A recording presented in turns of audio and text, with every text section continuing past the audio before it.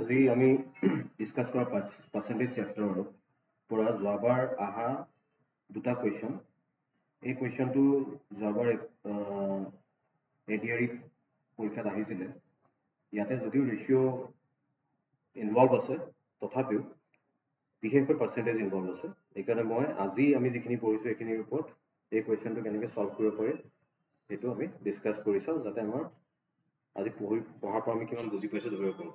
Question number English of পঢ়ি দিছো যেনেকৈ অসমীয়াত পঢ়িব বিচাৰিব পাৰে Two numbers are respectively 20% and 50% more than the third number. দুটা নাম্বাৰ আছে তিন নম্বৰ এটা নাম্বাৰ আছে থাৰ্ড এটা নাম্বাৰ আছে এই নাম্বাৰতকৈ এটা নাম্বাৰ 20% বেছি এটা নাম্বাৰ 50% বেছি আজি মই কৈছিলো যেতিয়া 20% বেছি বুলি ভাবা যায় তেতিয়া ভাবিব লাগে যে আগতে যদি 100 আছিল তেতিয়া মানে 120% আগৰ নাম্বাৰৰ আগত যি আছিল তাৰ 120% হৈ গ'ল কিহৰ কাৰণে যেহেতু 20% বাঢ়ি গ'ল ঠিক আছে এটা আমি কি কৰো আমি ধৰি লও যেহেতু এটা নাম্বাৰৰ লগতে দুটা তুলনা হৈছে আমি ধৰি লও নাম্বাৰটো হৈছে 100 তো এটা নাম্বাৰ কি কৰিছে 20% বেছি more than বুলি কৈছে বেছি 20% বেছি মানে এইটো হৈ গ'ল 120 120 120 আৰু এটা নাম্বাৰ কিমান বাঢ়িছে বেছি আছে 50% মানে এই নাম্বাৰটো 150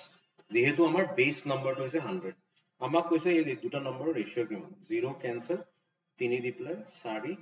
5 মানে 4:5 এইটো হৈছে आंसर এটা আমি অতি সোনকালে কৰি দিব পাৰো দেখিয়ে কৰি দিব পাৰো যে 3 নম্বৰ নাম্বাৰটো যেহেতু লগত তুলনা হৈ আছে দুইটা এটা এটো যদি 100 হয় 20% বেছি মানে 120 আৰু এটা 50% বেছি মানে 150 সেম কোৱেশ্চন পেপাৰৰ পৰা এইটো কোৱেশ্চন আহিছিল আটো অসমীয়া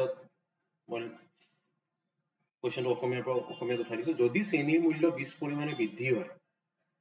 20% বৃদ্ধি হয় তেন্তে শ্ৰেণীৰ বাবে খৰচ একে ৰাখিবলৈ কিমান শতাংশ হ্ৰাস কৰিব লাগিব এই কোৱেশ্চনটো আজি আমি কৰিছো কনজাম্পশন আমি কি কৰিছিলো এক্সপেন্ডিচাৰ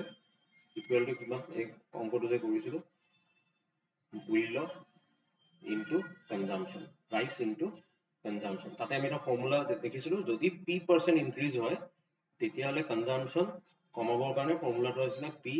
by 100 plus p into 100%. ঠিক আছে এটা p ভ্যালু কিমান 20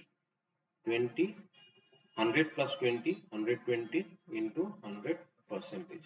এটা এটা কিমান 1/6 আৰু মই তোমালোকক এটা টেবল দিছিলো 1/6 মই লিখিছিলো 16.66 মানে 67% or এটাক আমি কি লিখিব পাৰো 16/23%. এইটো হৈছে आंसर